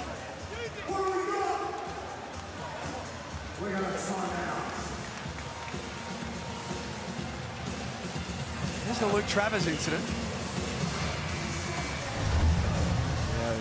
Got the ball back in his face, getting a little bit of attention. Yeah, that can get you in the eye. It can be some serious discomfort. Snooze timeout, 81-77. Back over to you, Case. Yeah, Marcus Lee, as I mentioned, they're not exactly sure what is the problem, the full extent of the knee injury. It did not look good. We take a look at it here in replay. As you can see, friendly fire almost, but we know he's been troubled with injury. And at this stage, all they are saying from the Tassie camp is that he won't take any further part in this game. And it's the left knee that they're concerned about.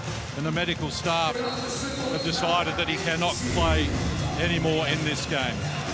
Game 4 on Thursday, back in Tasmania at MyState Bank Arena. If we require Game 5, we'll be back in this venue on Easter Sunday to close it out. Well, we saw in the previous series against Perth when Lee was suspended for Game 2, they were able to hold it down and win nonetheless.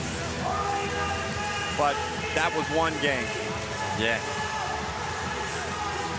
Yep, I'd much prefer to have him, obviously. But that looked like one of those nasty ones, but hopefully he'll be okay. And interesting with Scott Roth, as you say, Drew, coaches on field, we're just not seeing Will Magnate in this, particularly in this fourth quarter. Going with a different lineup. Well, I think because Majuk Deng's off, they're trying to win it with their offense right now. Deng, foul, scores! He's just going off. This is microwave 2.0. Just the penetration, and again, that's not good footwork by Joe Lawala-Chul Jr. You're closing out, you want to try to take away that middle penetration. But if you follow Majuk Deng's career, you know he has this in him. In big games, too. 100%. And he's done it with a variety of different organisations, but he's not afraid of the moment, quite clearly, and his confidence is off the charts, and right now they're going at him. They're going with him. And Dean Vickerman has decided to play chess, and he's gone small now, which is a psychological victory for Scott Roth. Deng makes the extra.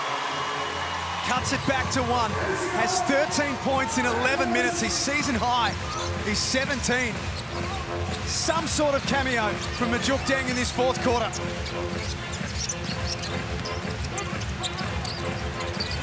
Travers up top. Wow. What about the confidence from Travers? Just stepped into it. No hesitation. It's a huge three in the context of this one. Wide open. Even still, you got to close out with your hand up if you're Sean McDonald. That's unacceptable at this level. A late hand is no hand. And right now, Kyle Bowen will go on to McVeigh, and Travers will take Deng in this matchup. That left Crawford wide open. Jordan Crawford hits the 3. 1 point game. Well, we got a beauty going on here, haven't we? Championship basketball at its very best.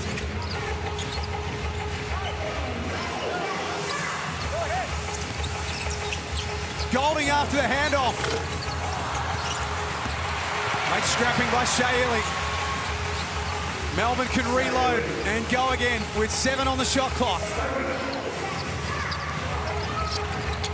This time inside to Bowen. An offensive foul for a hook. 14 blue, offensive foul. And not much ball movement in both of those phases. Look at the left arm. That's definitely a hook. Easy call. And you wonder, without one of the big guys in the game, Andrew, if it disrupts what they're used to doing on the offensive end, Melbourne United. Ooh, missed him. Majuk Deng was wide open, so Crawford has to take it himself. Great finish. Tasmania take the lead. The little fella, he went in amongst the tall timber, but the hesitation in the air. Perfect timing on the release of the basketball by Jordan Crawford. I think you meant levitation. 14 points. It's followed up by Golding, who takes it back for Melbourne.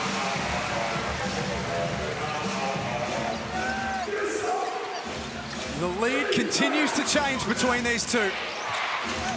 As we wind down towards the last 2 minutes. Not a great pass from Crawford. It was late. That pass needed to be on earlier and more direct.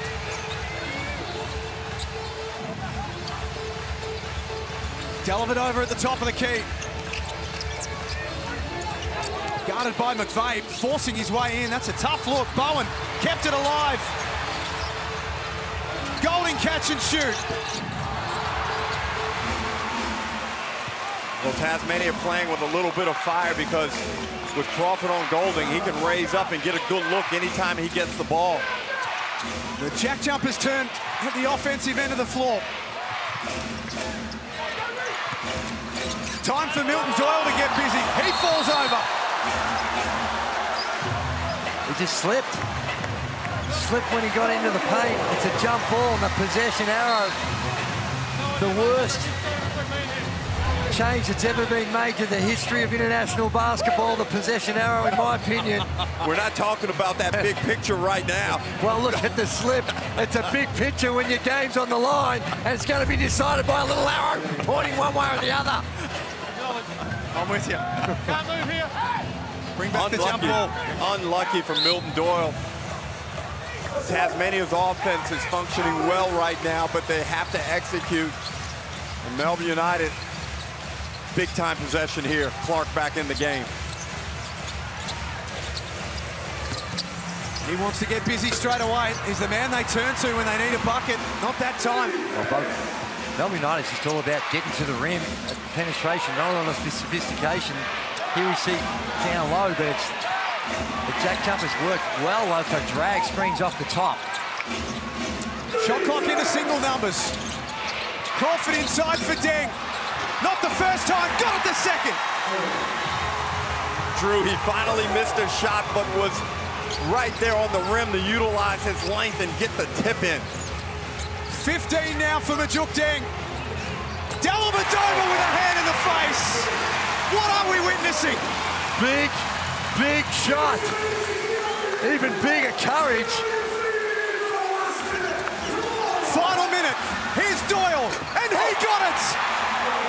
Milton Doyle with a birthday present for Mama. Comes off of that high on ball. Gets into a hop step, raises up, knocks down the three. I'm not sure we're seeing the most well-advised shots, Andrew, but they're going down. They are going down, and you can see the JackJumpers' disappointment on the bench, but then you can see the elation after this tough shot. Shea Illy does everything he can to contest it and knocks it down. Wow, this has been one of the quarters of the season. And the three-point shooting, Doyle knocking that one down is number 15 for the JackJumpers. Dellavedova has now given United 11. Well, wow. 90 to 89, 57 seconds remaining. This is something very, very special. Sometimes we say, we hope you're enjoying it at home. I don't think we need to say that this afternoon. No, this is awesome. If you're not enjoying this, you need to find some other sport to go follow, because this is as good as we're seeing. And it's the 5 main three-pointers by the JackJumpers in this fourth quarter that's been a telling factor. Well, there's Marcus Lee, who is the unfortunate story of this game for Tasmania. As John Casey told us, a knee injury. You would have to think that he would be in incredible doubt for Thursday and the remainder of the series. And as a consequence of Lee's injury, Andrew, it turned out that Scott Roth went small ball. Dean Vickerman had to respond accordingly, and now we've got small ball basketball. We do. JackJumpers by 1, but it's United in possession. Tasmania have fouls to give. Shot clock at 7. Here comes Dellavedova, down the middle, and scores! Gutsy bucket from Dellavedova to give United a 1-point lead. Doyle falls over. Crawford, blocked by Travers. Stalked him all the way to the basket. Not sure that was the play. Little fella's been good at getting and finishing around the rim, but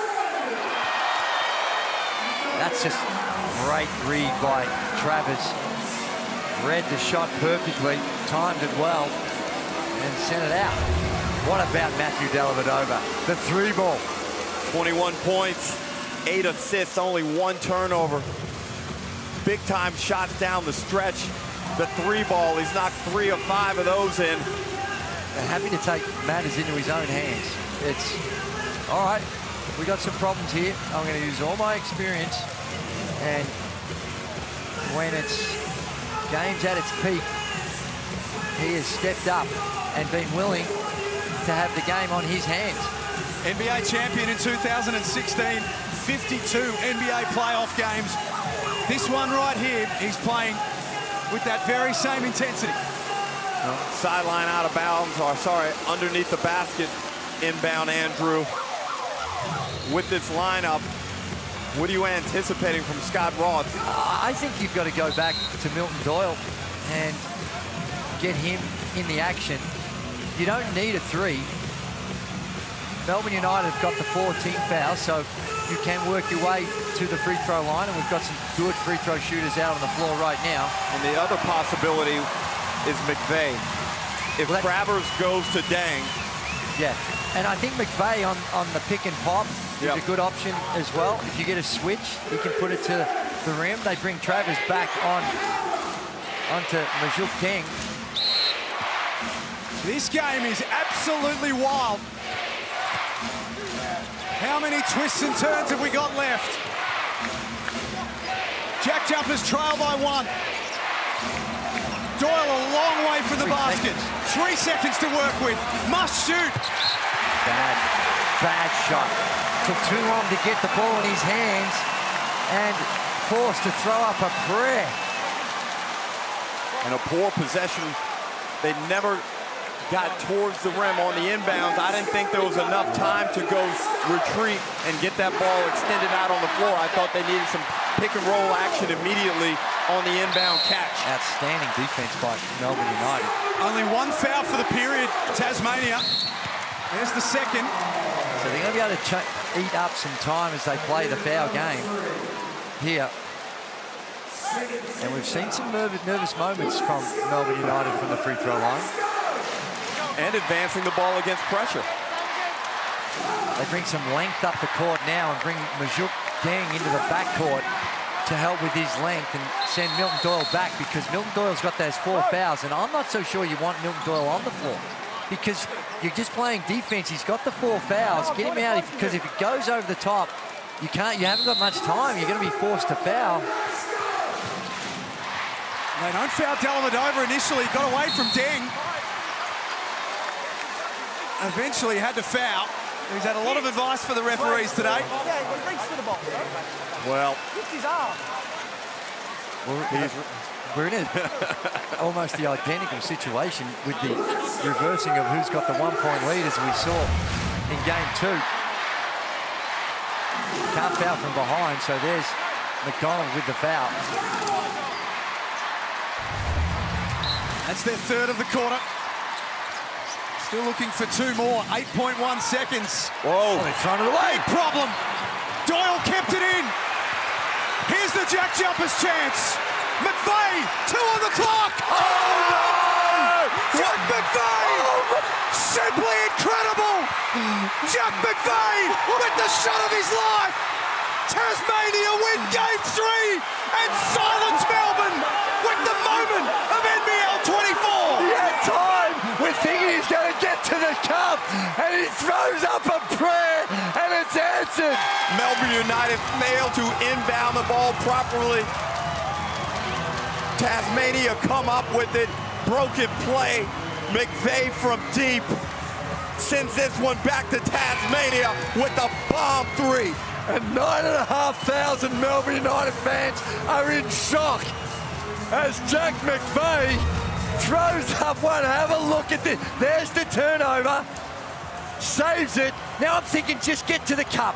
Get to the cup. Nah, I'll pause and throw it in from the center line, and it's nothing but the bottom of the net. We've seen him express and display this type of confidence in himself, but this is next level to pull up from 43 feet in the face of two Melbourne United defenders. An absolutely called game. No surprise who we're chatting to with John Casey. A Foot Locker player of the game, should be the player of the month, maybe the year, Jack McVeigh. Talk us through that. I'm damn emotional. I just want one more, man. I want to win this bad. Come on. Come on. You hit that big winner up in Cairns. You decided you'd look at the clock, you saw the time. Tell us how you thought your way through it. Nah, just wanted to shoot it, baby. Come on, I just want one more. Just want to win this. Come on. But you're up now. Yep. You keep winning. Oh, yeah, I'm going to have to go home, relax for a little bit, text my loved ones, hopefully them talk some trash, bring my head back down, and we go home to get this thing done. Come on. You share a lot of all this on your social media and stuff. You want the people to be involved. You want them part of this, don't you? Man, that's what sport's about, baby. Come on, one more. One more. Okay, go celebrate, pal. That is unbelievable. That's one of the biggest shots we've seen in the history of the NBL. It will if they go on to win it, that's for sure. What a moment. And, you know, he's going to get all the heroics, but Majuk Deng, what he did in that fourth quarter was a game-winning performance. Here he is with Nerily Meadows. 15 points from you in the fourth quarter. Can you just talk me through what you just managed to produce for your team? I mean, I put in a lot of work, and the main thing is staying ready. We saw Marcus go down, and we all got to step up. And, you know, they wasn't expecting us to win yet, so everyone got a chip on the shoulder. But it's just all about staying ready and playing with brand of basketball. You're really emotional right now, aren't you? Yeah, I mean, it means a lot. It's not easy to get here, you know. We got one more to go, though. One more to go. What about that moment from Jack McVeigh? Is that the best basketballing moment you've been a part of? I mean, he's a big-time player. It's not the first time he did it. He did it in Cairns, and we all rely on him. We expect him to do that, you know. He put in a lot of work, so I'm not surprised by that. And what about you personally? The injury, the serious injury that you had, there were doubts whether you'd even be playing at this point in the season. How proud are you of yourself to get back here? I mean, I'm super proud of that. Yes, sir. Yes, sir. Hey, I'm the forgotten one. I don't care. I'm the forgotten one. I just got to stay ready and do my thing. I tell you what, as I swallow your sweat coming off your hard-working face, you are not the forgotten one. Scott Roth, how proud are you of this man right now? He's battled and continues to battle. We used him at the right time. He was waiting, being patient, and he just stepped up. Love it. How emotional are you right now, Scott Roth? Emotional. All these fans here, again, before this ball went up in this series, we won. And this proves it right here, just what we've done to the island down there. I love the effort of our guys. We haven't done anything yet. We'll go back to our process and get back after it, and we'll give them our best effort on Thursday. Hey, you know what? This is an away venue, but they're the loudest. That shows a lot, and that's why we play. I wanted to ask you that. These fans travelled for you. Can you wrap it up in full with the full force of the fans? Yeah, just, you know, it's hard to get tickets in Tasmania, but they travel, they're here in force, and every year we come back, it seems a little bit more. So, yeah, we did everything, obviously, for the island, to defend the island, and we love it. Emotional. Love to see the raw emotions. Thanks for your time, guys. Congratulations. What a moment. Majuk Deng with an incredible cameo, and Jack McVeigh with one of the moments of NBL24, one of the moments in the history of playoff basketball in this league. The audacity, the courage, the belief in what you're able to achieve, Andrew, all wrapped up right there in that big-time shot by Jack McVeigh. That is the stuff when you're a kid growing up and you're a fan of this game and you put your head on the pillow and you dream of those heroic moments. That right there encapsulates that moment. It's beautiful stuff. We are going to come back and wrap it up on the other side of this. The JackJumpers win tonight with 2 seconds remaining, and they head home on Thursday to win their first ever championship series.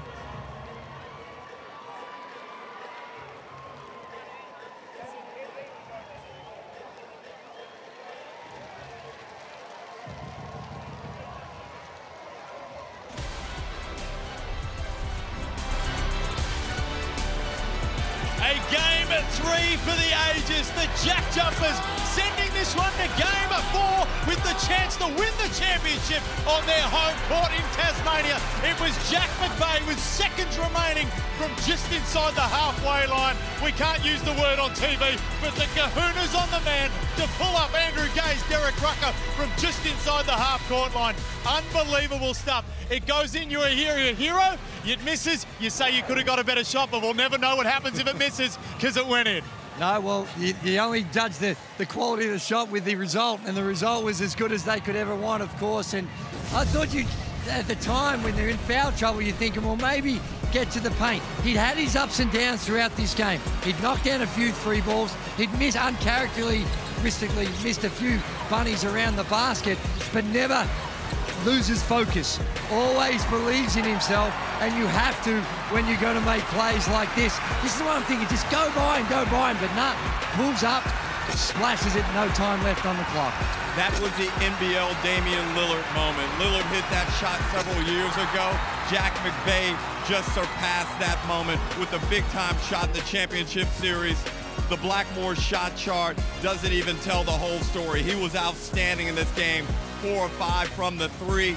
And Tazmania caught fire in that fourth quarter from deep, led by Majuk Dang. But so many guys contributed and allowed Jack McVeigh to get into the position to knock down one of the biggest shots. And this is no hyperbole. That is one of the biggest shots we've ever seen in NBL history. But also, it's the defensive play to get into that situation. You're guarding the inbounds, you're pressuring the ball. You've got to come up with an unbelievable defensive play. Milton Doyle with the save.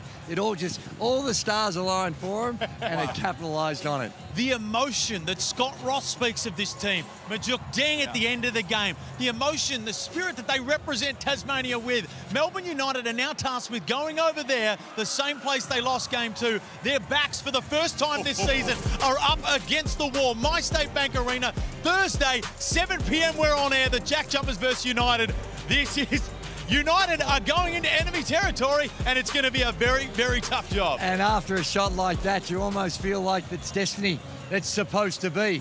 Clearly, Melbourne United have got other visions, but Melbourne United still should go in there feeling confident on the basis that for big chunks of this series, they've been really good playing some outstanding basketball. Matthew Dellavedova down the stretch, some big plays. So they've still got a lot of positives they can look to, but they've got to go overcome some of those bad thoughts in their head. There are some demons, but if any team can bounce back, it is Melbourne United. What a series we have.